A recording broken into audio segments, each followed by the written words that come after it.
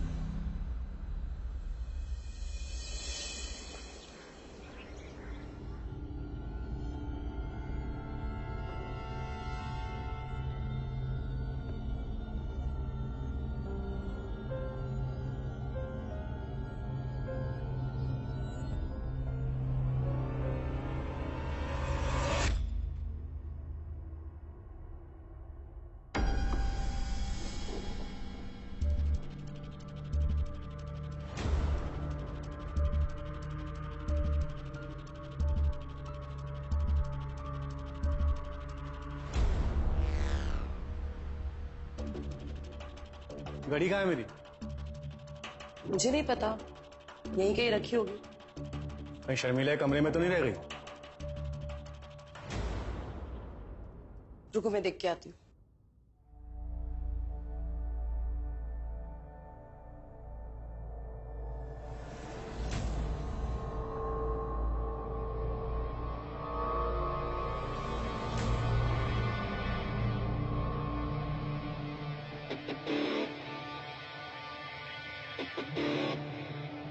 अरे घड़ी तुम्हारे पास रह गई थी? कब से ढूंढ रही थी इसे।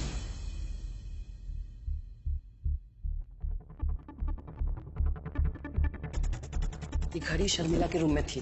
ठीक है, नाश्ता लगाओ।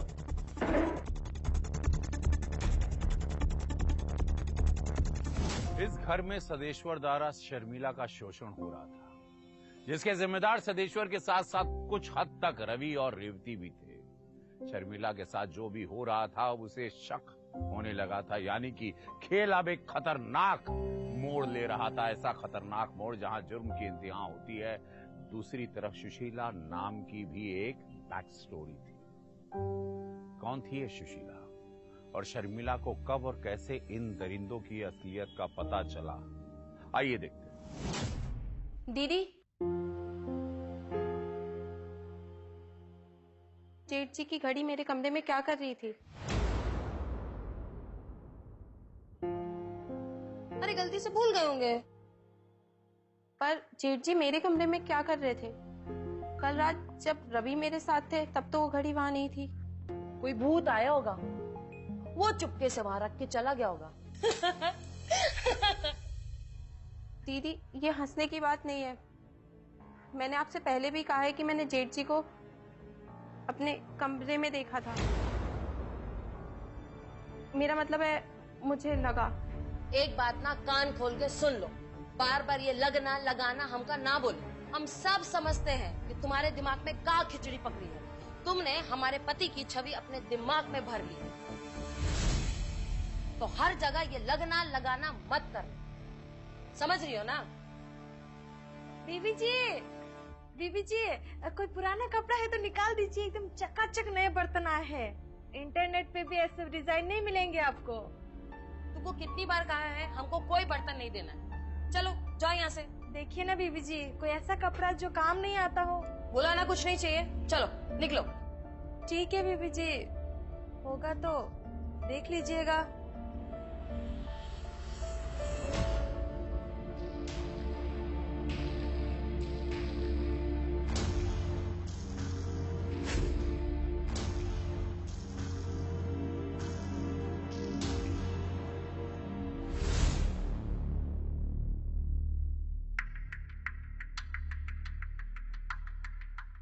हाँ बोलो। जी मुझे लगता है ना शर्मिला को ना शक हो गया है। वो आज सुबह ही मुझे ना उस घड़ी के बारे में पूछ रही थी। हाँ ठीक है, आगे से ध्यान रखूंगा। मैं क्या बोलती हूँ, कुछ दिन तक ना हम ये सब बंद कर देते हैं। चुप। एकदम चुप। पूरी कसम निकालनी है अभी मुझे, और कुछ भी ऊंच नीच होती है ना तो तू संभालेगी, रवि संभालेगा जो तुझे गजरे पहनाता था। और सुन, जरूरत पड़े तो इसका भी वही हाल कर देंगे जो सुशीला का किया था।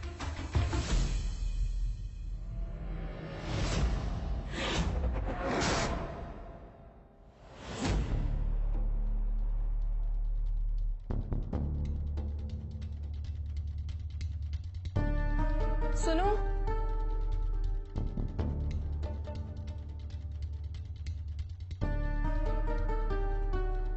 ये सुशीला कौन है? सुशीला है नहीं, सुशीला थी। रवि ब्याह कर लाया था या ब्याह कर? मतलब क्या है आपका? मुझे इतना तो नहीं पता, लेकिन एक लड़की आई जरूर थी इस घर में। अब रवि उससे शादी कर कर लाया था कि ऐसे ही। लेकिन उसका बड़ा भैया है ना सिद्धेश्वर, वो उसके साथ। तुम समझ रही हो ना? देखो बीवी, मैं किसी से डरती तो नहीं हूँ, लेकिन कुछ तो गड़बड़ है इस घर पे। तुम अच्छी दिल की लगी, अपना ख्याल रखना। दीदी, दीदी बोलू ना, मेरा नंबर ले लो, कभी जरूरत पड़े तो फोन कर देना।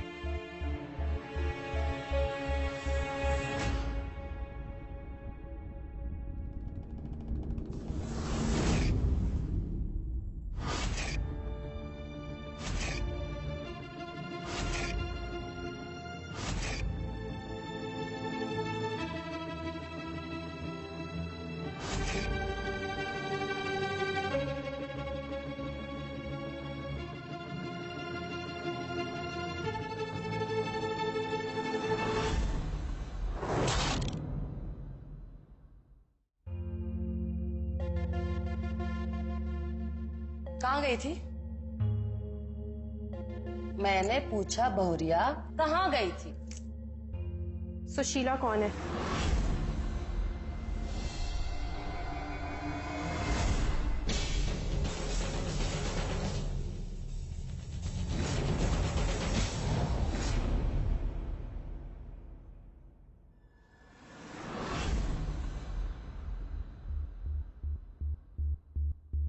कहाँ जा रहे हो तुम?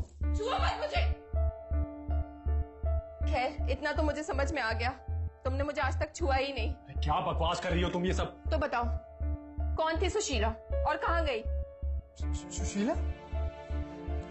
कौन सुशीला? तुम्हारी लड़खड़ाती जुबान सब बता रही है। और फिर लाडो, मेरी बात सुन। जैसा तू सोच रही है वैसा कुछ नहीं है, समझ मेरी बात। कुछ नहीं सुनना मुझे। उस दिन भी मैंने इन्हें अपने कमरे से जाते देखा, उसके बाद इनकी घड़ी मेरे कमरे से मिली। रोज शराब पिलाते हो ना तुम लोग मुझे। छोड़ दो मेरा रास्ता, जाने दो मुझे। अरे तुम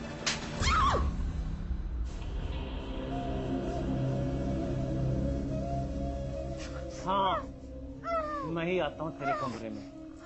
रवि ने ना तुझे आज तक छुआ भी नहीं है। जानती है क्यों? क्योंकि इन दोनों ने जो पाप किए हैं, तेरे पति और तेरे भाभी ने मिलकर उसका हर जाना तू भुगत रही है। और जब तक भुगतती रहेगी, जब तक ये दोनों प्रायश्चित ना कर ले। और रही बात सुशीला की, तो रवि की गर्लफ्रेंड थी। एक दिन ले आया था उसे घर, बस फिर क्या था?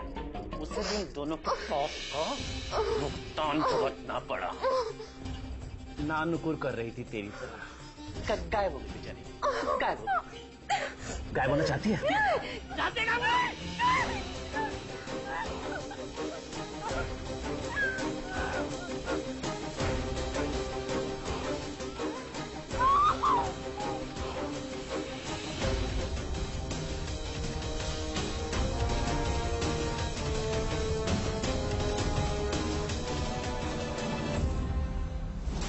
पेंथियां हो चुकी थी इन हैवानों के जुल्मों की, और अब तो शर्मिला को सब पता था। सदेश्वर, रेवती और रवि जैसे लोग हमारे समाज में एक बीमारी की तरह हैं जो मानसिक रोग से पीड़ित होते हैं, और ये रोग कैंसर से भी ज्यादा खतरनाक होता है। शर्मिला उनकी इस हैवानियत का शिकार बन चुकी थी। जो बेचारी एक बेजुबान पंछी की तरह इस जाल में फंसकर तड़प रही थी। हैवानियत का एक ऐसा नंगा नाच आपने कभी देखा ना होगा और ना ही सुना होगा। देखिए क्या था।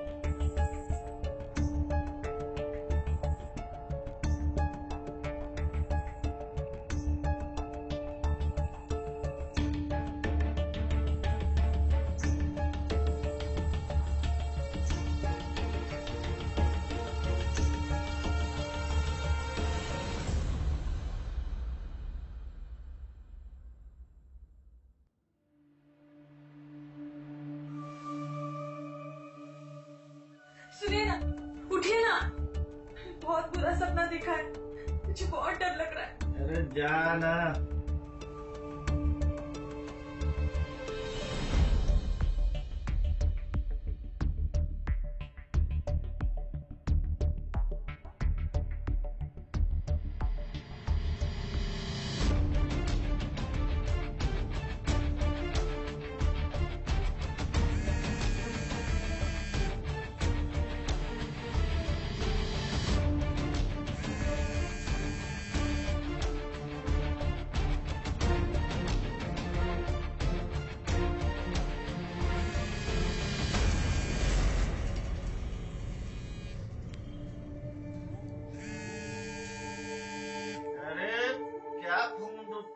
रात भर लगी रहती है। तू नहीं सोती तो किसी और को भी इसका सोने दो।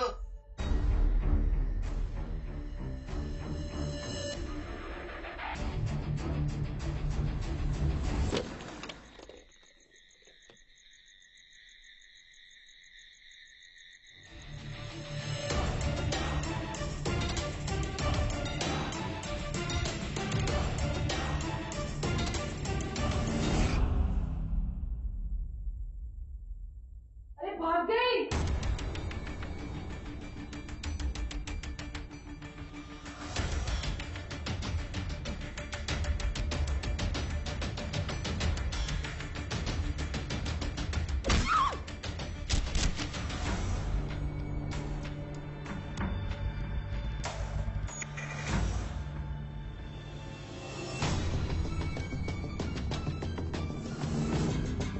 इसे भी वहीं गाड़ देते हैं जहां सुशीला को गाड़ा था। रवि और सदेश्वर की बात न मानने पर उन्होंने शर्मिला को भी रास्ते से हटा दिया था। जुर्म वो रास्ता है जो बड़ा ही लुभावना होता है, क्योंकि ये अजब खेल है। एक जुर्म की स्याही को मिटाने के लिए दूसरा जुर्म करना पड़ता है। इसका कोई अंत ही नहीं। बेशक रवि और सदेश्वर और रेवती के हौसले बुलंद थे, वो लोग अपने नए शिकार की ओर बढ़ चले थे। बेशक वो कानून की नजर में धूल झोंकने में कामयाब तो हो गए थे, पर कोई नजर थी जो इन पर टिकी हुई थी।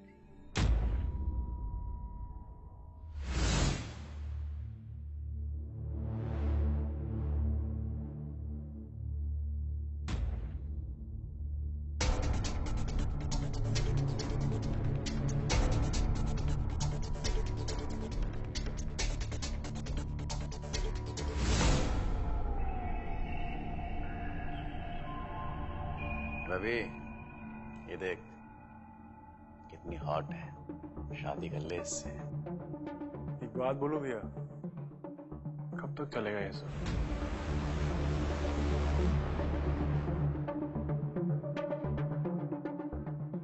अब तो उम्र भर चलेगा। मजा आने लगा है इसमें।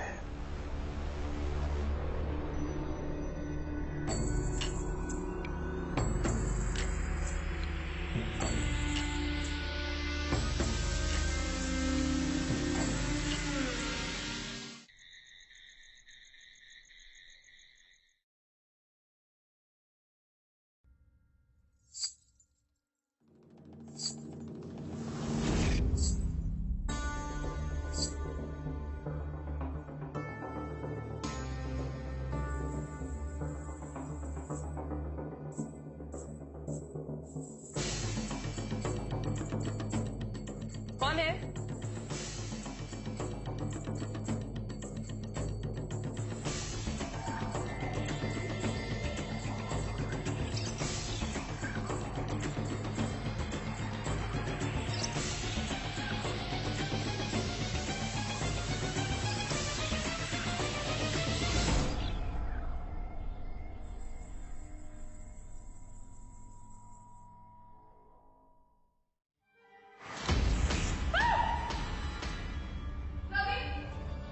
जल्दी आओ नीचे, जल्दी आओ। क्या हुआ भाभी? मैंने अभी शर्मिला को वहाँ पर नाश्ते में देखा। वो घुंघरू पहने थे, नाश्ते में देखा। रवि लाइट जला।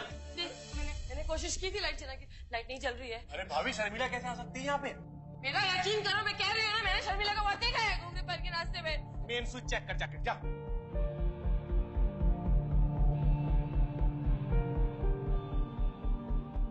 घुंघरू कहाँ है? मैं वही तो कह रही हूँ कि मैंने वो घुंघरू पहने हुए शर्मिला को वहाँ नाश्ते में दिया। तुम मेरे भरोसा ही नहीं कर रहे हो।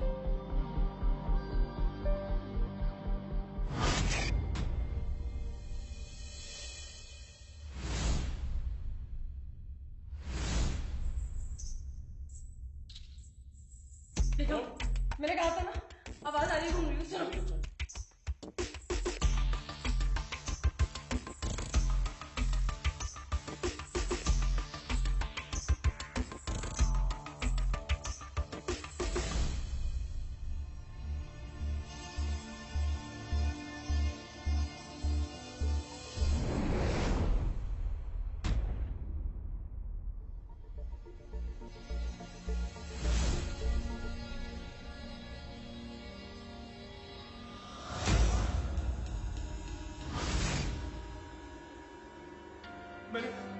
मैंने अभी किसी को बाहर जाते देखा। वहाँ पे। मैंने कहा था, वो शर्मिला ही है, शर्मिला ही है। अरे हमने उसे मारकर जमीन के अंदर गाड़ा था, वो जिंदा कैसे हो सकती है? वही है। रवि आ मेरे साथ। सुनो, मैं यहाँ अकेले भी, मुझे भी लेके चलो साथ लूंगी। आ जा।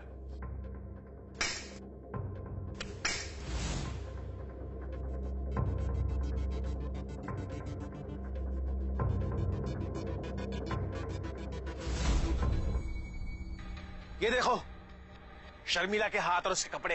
नहीं, ये शर्मिला नहीं है। मैंने शर्मिला को खुद अपनी आंखों से अंदर नाश्ते में देखा है। ये शर्मिला की लाश नहीं है। भाभी आप क्या बोल रही हो?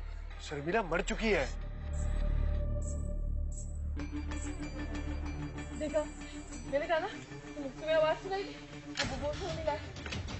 अगर ये शर्मिला का भूत भी है तो इसको भी वहीं पहुंचाना पड़ेगा जहां शर्मिला और सुशीला को पहुंचाया था। आओ मेरे साथ। अरे भैया,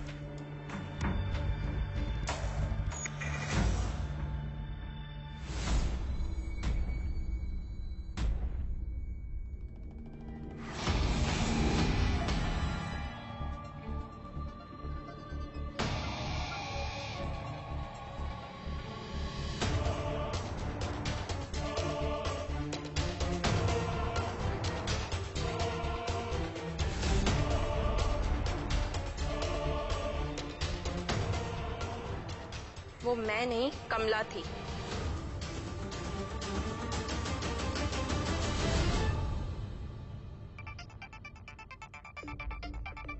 दीदी का फोन। हेलो हेलो दीदी। हेलो हेलो कमला। दीदी क्या हुआ? मुझे बचा ले कमला। दीदी रुको, मैं आती हूँ आपके घर। नहीं तू मत आ, मैं आती हूँ। वो लोग किसी भी वक्त ना पहुंचते होंगे। एक काम कीजिए, मैं इन लोगों को गुमराह करती हूँ, अब अपने गाँव भाग जाइए।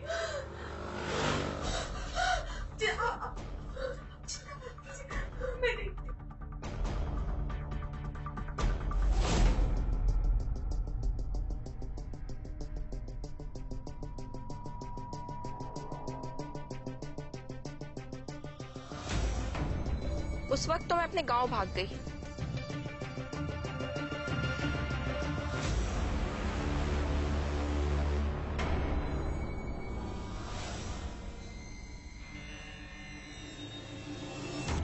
पर बाद में जब मुझे उसके पति से पता चला कि उस रात से कमला गायब है, तो कुछ दिन रुक के मैंने पुलिस की मदद ली और तुम लोगों को रंगे हाथ पकड़ने के लिए पुलिस ने ये जाल बिछाया। ले जाइए इंस्पेक्टर साहब इन्हें।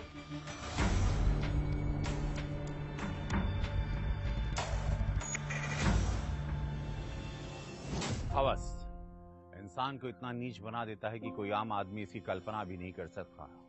देखने में कोई काल्पनिक कहानी लगती है, पर एक सच्ची और घिनौनी घटना है, क्योंकि आदमी की सोच जहां खत्म होती है, इन मुजरिमों की सोच वहां शुरू होती है।